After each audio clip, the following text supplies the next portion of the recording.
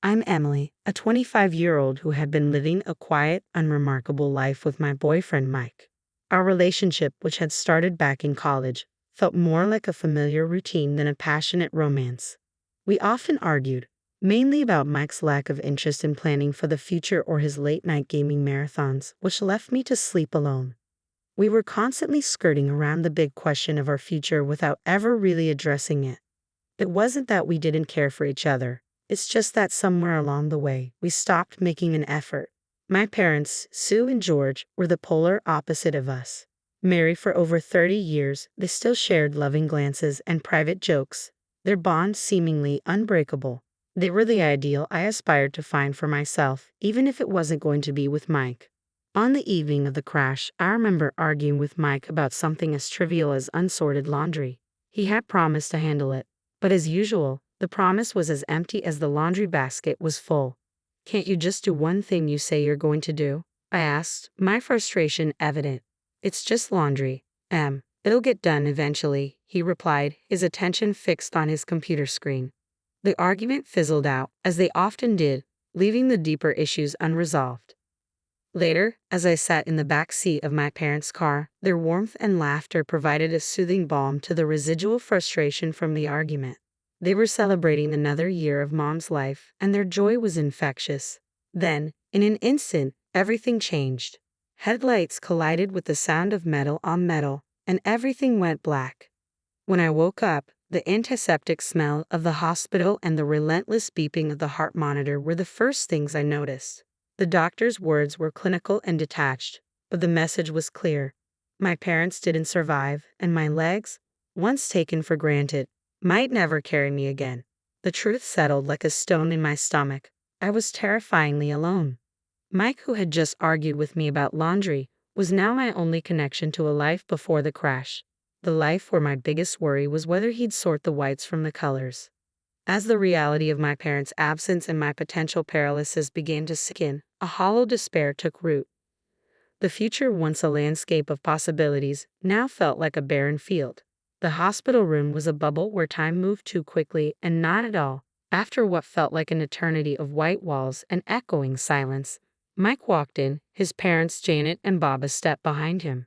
The atmosphere was heavy with a somberness that made my heart sink even further. Mike pulled up a chair next to my bed and took my hand, his usual bravado absent. His parents stood by the door, a united front of awkward concern. "Hey, Em," Mike began, his voice a rough whisper. "I've been doing a lot of thinking about us." He paused, looking at me with an emotion I couldn't quite place. Everything that's happened, has made me realize how short life can be. I don't want to wait for the perfect moment anymore because it might never come. I want to say something, but the words seem stuck in my throat. What I'm trying to say is, will you marry me, Emily? The question hung in the air, heavy and unexpected. It was the last thing I thought I'd hear, especially now. I searched his face for the impulsive Mike I knew, but all I saw was earnestness.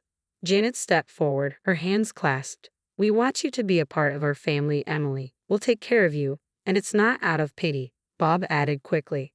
"It's because we love you and want to support Mike in taking this step." I was stunned, my mind racing. This was a lifeline, unexpected and maybe even a little reckless, but a lifeline nonetheless. I looked at Mike, really looked at him, and saw not just my sometimes immature boyfriend, but a man offering support in the most uncertain time of my life. "Mike, my voice trailed off as I tried to gather my thoughts. "It's okay, Em. You don't have to decide right now. I just wanted you to know how I feel," he said, his thumb rubbing circles on the back of my hand. I thought about my parents and the unwavering love and support they had always shown me. Wasn't this what they would have wanted, for me to be loved and cared for no matter what? "Yes," I found myself saying, the words stronger than I felt. "Yes, I'll marry you." A genuine smile spread across Mike's face, the first I'd seen in days. Janet let out a soft sob, covering her mouth, and even Bob's eyes glistened with unshed tears. Moving into my parents' house with Mike should have been a fresh start, a new chapter. The house felt too big for just one person, and everywhere I looked, I saw memories of my parents. I thought Mike would fill some of those empty spaces, but I was learning quickly that his presence was more of a reminder of what was missing than a replacement. In the beginning, he was attentive, always checking on me and making sure I had everything I needed within reach. But as days turned into weeks, The attentive husband act began to wear thin. Mike started spending more time on his computer, his headphones on, shutting me out. One evening, as I maneuvered my wheelchair to the kitchen, I found him staring blankly at his screen. "Mike, have you thought about looking for a new job?" I asked, trying to keep my tone light. "The insurance won't cover everything, and the bills are piling up." He didn't look away from the screen. "I told you, I'm taking care of you now. That's my job," Mike said, his tone resolute. "I can manage during the day." I pushed back, feeling a twinge of frustration. "You don't need to be here all the time." Finally, he turned to face me, his expression a mix of irritation and something else I couldn't quite decipher. "What do you want from me, Em? I'm here, aren't I?" I was taken aback by his tone. "Being physically here isn't the same as being present, Mike. I need a partner, not just a roommate." He stood up abruptly, his chair scraping against the tile. "You know what, Em? Maybe I need more than this too. Maybe I wasn't cut out to be a nurse." His words stung, and I watched him storm out, slamming the door behind him. I was left alone in the silence of the kitchen, the weight of his words settling around me like dust. I wasn't just alone, I was lonely. That night, as I lay in bed staring at the ceiling, I thought about how quickly our modest honeymoon period had ended. The vows we had taken felt like they were from another lifetime. The Mike who had promised to stand by my side through sickness and health seemed like a stranger now. As the weeks dragged on, his absences grew longer and his excuses more flimsy. He was either out with friends or lost in a digital world that seemed to have no room for me. I felt like an obstacle in his life, a burden he hadn't anticipated. One particularly tough day, when the pain was bad and the house felt more like a mausoleum than a home, I heard the front door open. Expecting Mike, I called out, "Is that you?" "Yeah, it's me," he replied, his voice distant. "I'm just grabbing a few things, then I'm heading out again."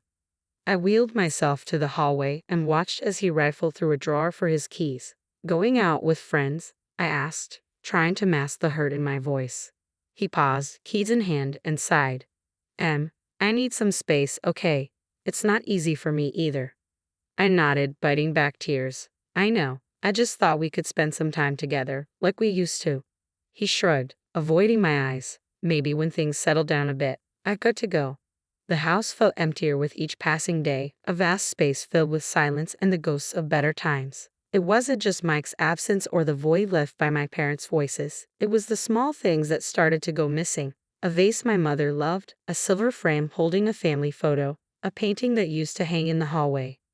I first noticed it when I was trying to distract myself with memories. I wheeled myself into the living room, intending to look through the photo albums, but as my eyes scanned the room, they fell on the bare patch of wall where the painting had been. "Mike?" I called out, unsure when he had last gone out. There was no answer, and the emptiness of the house seemed to echo back at me. That evening, when Mike returned, I asked him, "Have you seen the landscape painting that used to be in the hallway?"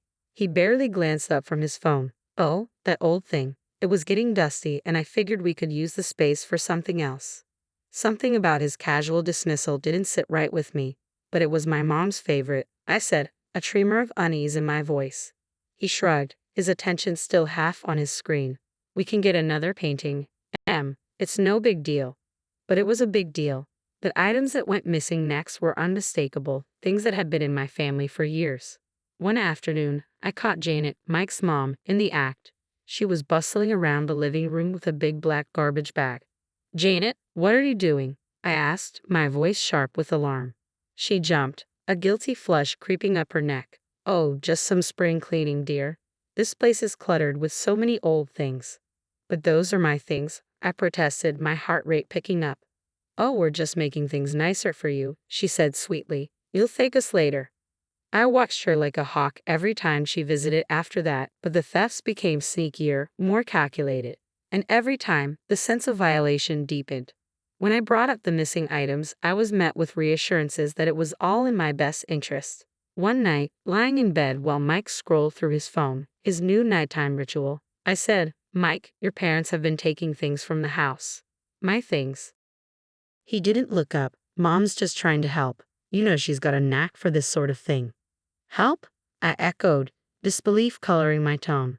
"By taking my parents' belongings."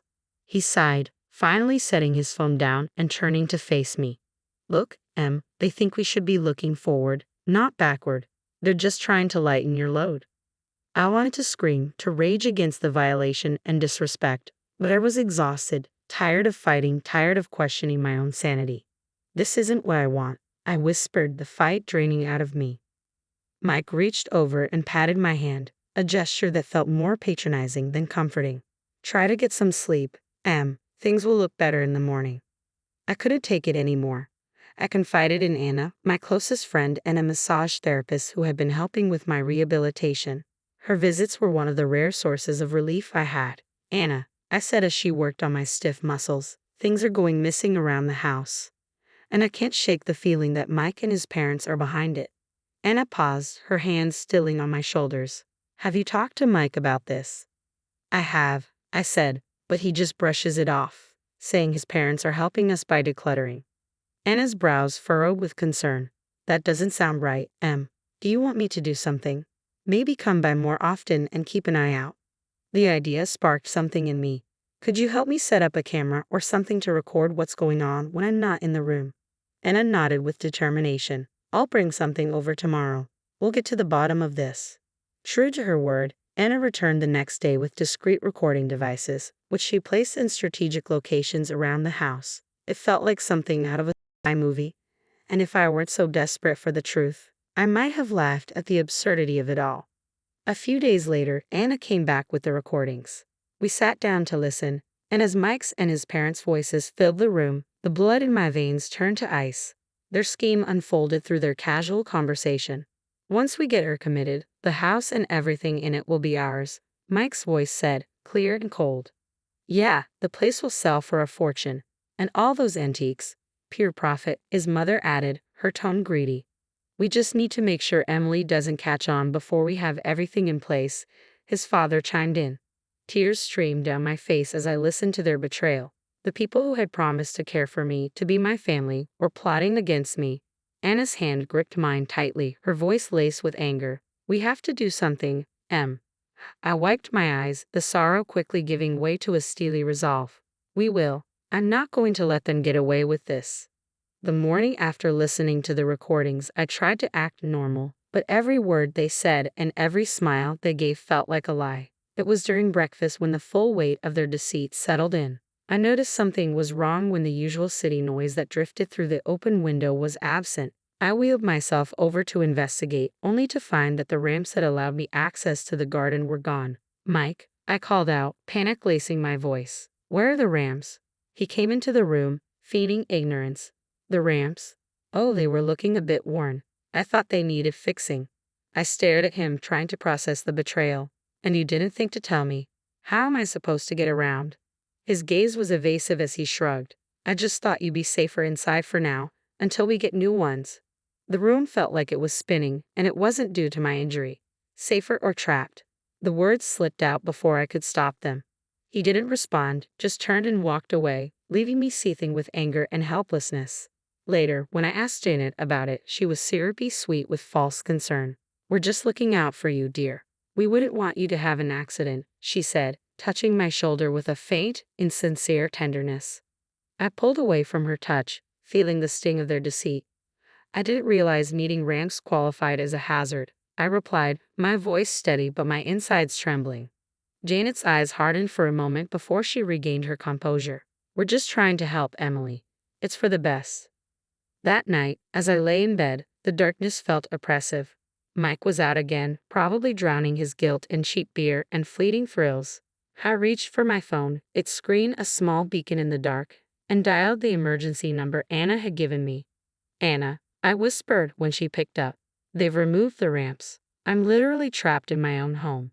Her voice was a lifeline amid the turmoil. Hang tight, Em. I'm going to make some calls. We'll sort this out. The next day, I was in the kitchen when I heard the doorbell. My heart pounded as I maneuvered toward the entrance. It was Anna, flanked by a man and a woman in crisp suits with stern expressions. They were from a local disability rights organization, here to assess my living situation. Beside them stood my lawyer, Mr. Hammond, clutching a leather briefcase. Emily, we're here to make things right, Anna said, her determination matching the resolve in my chest.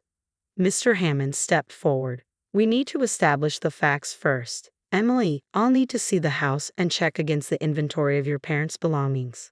As we moved through the house, the representatives from the service took notes, their disapproval clear at the missing ramps and the blatant disregard for my welfare. Mike walked in during the commotion, surprise etched on his face. What's going on? Who are these people? I really looked at him, letting the full weight of my gaze settle on him. I'm taking back control, Mike. This is my lawyer, and these are advocates for people with disabilities. They're here to ensure my home is safe and that my rights are respected. Janet and Bob entered the fray, their confusion turning to fear as they realized the seriousness of the situation. Emily, darling, what is this about? Janet's voice trembled. It's about my rights, my home, and the truth, I said, my voice steady despite the storm raging inside me. Mr. Hammond is here to confirm the inventory of my inheritance. Mr. Hammond opened his briefcase, pulling out documents and photographs. We have detailed records of all items bequeathed to Mrs. Harper. It seems several are missing. Bob's face paled. Emily, I'm sure this is all just a misunderstanding. There's no misunderstanding, I replied, the recordings Anna had provided playing in my head. And I have more than just missing items to discuss. Mike's parents exchanged glances, their facade of caring in-laws crumbling before my eyes. Mike stood there, silent, the reality of the situation dawning on him. Anna moved closer to me. We also have evidence of the conversations you've had regarding Emily's property and well-being. The advocates from the Disability Service spoke up. Removing access to the ramps is a direct violation of Mrs. Harper's rights. We'll be taking action. As Mr. Hammond laid out the evidence of their theft and their plans for my future, I saw the trap I had been in from the outside, but now the tables had turned. I was no longer the victim in their game. I was the one calling the shots. Mike finally found his voice. I can explain. I shook my head. Save it, Mike. I've heard enough. Janet started to cry, and Bob put an arm around her, but there was no comfort to be found in their deceit. The day of the trial was a culmination of everything I had endured. The courtroom was stark, the air thick with tension. Mike and his parents were on one side, looking nothing like the family that had once promised to care for me. I was on the other, with Anna beside me and Mr. Hammond ready with his briefcase of evidence. As the proceedings began, the judge looked down at us from his bench, his gaze lingering on me for a moment. We are here to examine the evidence regarding the allegations of theft and the premeditated exploitation of Emily Harper, he said. Mr. Hammond presented the recordings, the inventory discrepancies, and testimonies from the disability advocates. The evidence was damning, and Mike's family could do little but squirm under the weight of their deceit. Janet sobbed quietly, her sobs a soundtrack to the unraveling of their scheme. We never meant for things to go this far, she whispered when it was her turn to speak. The judge's voice was firm as he addressed them. You took advantage of a vulnerable person. There's no excuse for your actions. Mike stood, his voice barely audible. I'm sorry, Em. I never wanted to hurt you. I looked at him, the history we share flashing before my eyes. Sorry, is it enough, Mike? You chose this path. The gavel came down like the final word on the life I had once known. Mike and his parents were found guilty, reparations were ordered, and they were to have no further contact with me. With Anna's support and a dedicated team, I began physical therapy. Each small movement was a victory, each step a testament to my resilience. My legs, once lifeless, began to tingle with new strength. One day, as I managed to stand with the help of parallel bars, Anna cheered me on. Look at you, Em. You're doing it. The smile on my face was mirrored in her own. I am, aren't I?